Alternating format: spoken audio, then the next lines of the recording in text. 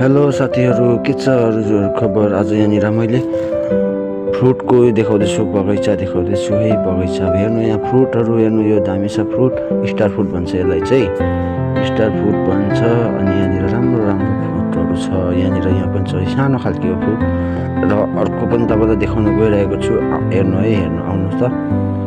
यहाँनिर यता देखाउनु म भन्दैछु, आउनु यतातिर छ। यो के हो यो भन्नु, यो त एभोकाडो चिनिसक्नु भयो होला हजुरहरूले। अब आउनु यता देखाउँछु, यता पनि छ। यसरी लाउनु पर्ने रहेछ है फ्रुटहरू चाहिँ, एकदम राम्रो हुनेछ। र यहाँ आउनु यतातिर छ।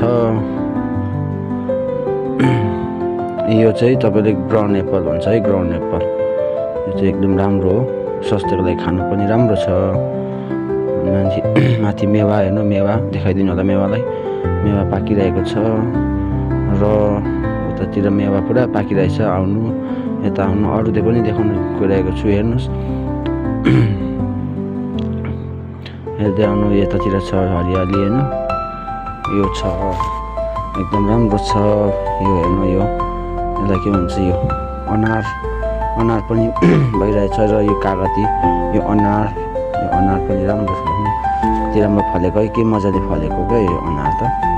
यतातिर छ, यस्तो राम्रो छ, हेर्दै गर्नु होला।